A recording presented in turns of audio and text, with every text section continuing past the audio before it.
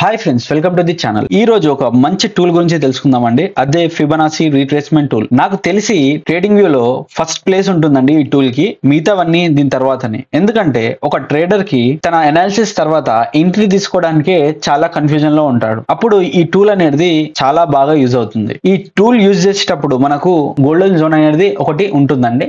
దాన్ని సెట్టింగ్స్ లో మనము చేంజ్ చేసుకొని దీన్ని యూజ్ చేయాల్సి వస్తుంది. సో ఎందుకు ఇంకా ఆలస్యం, ఈ టూల్ గురించి బేసిక్స్ నుంచి మనం తెలుసుకుందాం. అలాగే ఈ టూల్ ని యూజ్ చేయడానికి మనకు ఒక మంచి స్ట్రాటజీ అనేది కావాలి. ఒక మంచి స్ట్రాటజీ యూజ్ చేసుకుంటూ ఈ టూల్ గురించి మనం తెలుసుకుందాం. ముందుగా ఈ టూల్ ని మనము ట్రేడింగ్ వ్యూ లో థర్డ్ సెక్షన్ లో చూడొచ్చు. ఇప్పుడు ఈ టూల్ ని ఎలా యూజ్ చేయాలో తెలుసుకుందాం. మార్కెట్ లో up trend, down trend and consultation అనేది 3 స్టేజెస్ ఉంటాయి. అప్ ట్రెండ్, డౌన్ ట్రెండ్ లో ఈ టూల్ యూజ్ చేయొచ్చు, కానీ కన్సల్టేషన్ లో మాత్రము ఈ టూల్ అనేది యూజ్ చేయకూడదు. ఒకవేళ మార్కెట్ అప్ ట్రెండ్ లో ఉందనుకోండి, కింది నుంచి పైకి ఈ టూల్ ని మార్క్ చేయాలి. ఒకవేళ మార్కెట్ అనేది డౌన్ ట్రెండ్ లో ఉందనుకోండి, ఈ టూల్ అనేది పైకి వెళ్ళి కిందికి మార్క్ చేయాలి. ఈ టూల్ ని మనం సపోర్ట్ అండ్ రెసిస్టెన్స్ లాగా కూడా యూజ్ చేయొచ్చండి. ఈ టూల్ ద్వారా మార్కెట్ ఎక్కడెక్కడ పుల్ బ్యాక్ అవుతుంది, ఎక్కడెక్కడ బౌన్స్ బ్యాక్ అవుతుంది అనేది తెలుసుకోవచ్చు. సో కొన్ని ఎగ్జాంపుల్ చూద్దాం. చూడబోయే ముందు మన గోల్డెన్ జోన్ అని చెప్పాను కదండి, అది ఎలా సెట్టింగ్స్ చేయాలనో తెలుసుకుందాం. ఇప్పుడు మనము గోల్డెన్ జోన్స్ అనేటివి మనము సెట్టింగ్స్ అనేది చేసుకుందాం. ఇక్కడ సెట్టింగ్స్ లో క్లిక్ చేసి మనము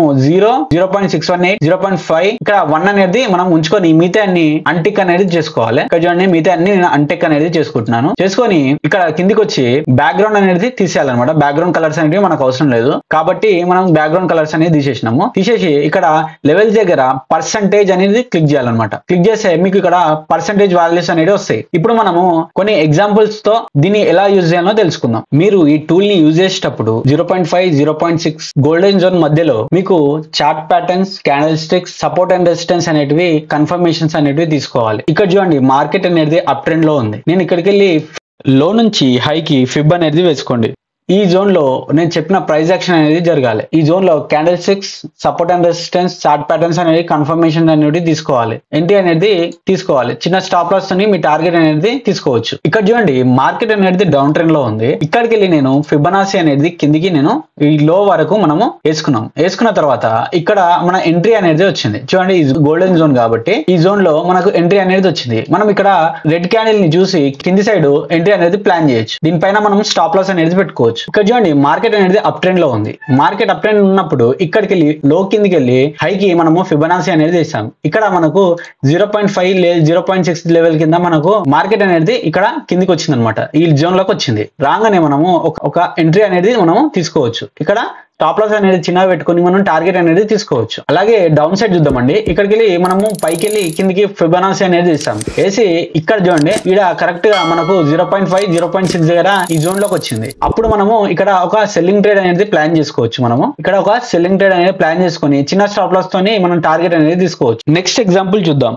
ఇక్కడ చూడండి, ఇక్కడికి వెళ్ళి పైకి మనము ఫిబొనాచి వేసాము. ఇక్కడ 0.5, 0.6 కిందకి మార్కెట్ అనేది వచ్చింది. ఇక్కడ మనము ఎంట్రీ అనేది బై సైడ్ అనేది ప్లాన్ చేసుకోవచ్చు అనమాట. ఇంకొక ఎగ్జాంపుల్ చూద్దామండి. ఇక్కడ చూడండి, కిందికి వెళ్ళి పైకి అనేది మనము ఫిబొనాచి అనేది డ్రా చేసుకున్నాం. చేసుకుంటే ఇక్కడ మనకు ఒక జోన్ లా 0.5618 జోన్ లా మార్కెట్ అనేది వచ్చింది. ఇక్కడ ఎంట్రీ అనేది మనం ప్లాన్ చేయొచ్చు. చిన్న స్టాప్ లాస్ తోనే టార్గెట్ అనేది తీసుకోవచ్చు. ఇంకా చూద్దామండి ఎగ్జాంపుల్స్. ఇక్కడ చూడండి, మార్కెట్ అనేది డౌన్ ట్రెండ్ లో ఉంది. మనము పైకి వెళ్ళి కిందికి ఫిబొనాచి అనేది డ్రా చేసాము. డ్రా చేసేసి ఇక్కడ 0.5, 0.6 లెవెల్ కింద ఇక్కడ గోల్డెన్ జోన్ దగ్గర మనకు మార్కెట్ అనేది వచ్చిందండి. రాగానే మనం ఇక్కడ ఎంట్రీ అనేది ప్లాన్ చేయొచ్చు. ఇక్కడ చూడండి, షార్ట్ ఇక్కడ మనం ప్లేస్ చేసుకోవచ్చు. ఇది చిన్న స్టాప్ లాస్ తోని టార్గెట్ అనేది తీసుకోవచ్చు. కన్సల్టేషన్ మార్కెట్ లో ఎప్పుడైనా సరే మనం అవాయిడ్ చేయడం బెస్ట్ అండి. ఇది ఇక్కడ మనకి ఎంట్రీ ఇచ్చినా సరే ఇది చాలా చిన్న టార్గెట్ అనేది ఇస్తుంది మనకు. సో కన్సల్టేషన్ మార్కెట్ లో మీ టూల్ ని మీరు యూజ్ చేయకపోవడమే బెటర్. మిగతా మార్కెట్ లో అప్ ట్రెండ్ లో, డౌన్ ట్రెండ్ లో మీరు యూజ్ చేసుకోవచ్చు ఈ టూల్ ని. ఈ టూల్ ని మనము స్టాక్స్ లో గానీ, ఇండెక్స్ లో గానీ, క్రిప్టోలో గానీ ఎక్కడైనా యూజ్ చేయొచ్చు. ప్రాపర్ సెటప్ తో పాటు ఈ టూల్ ని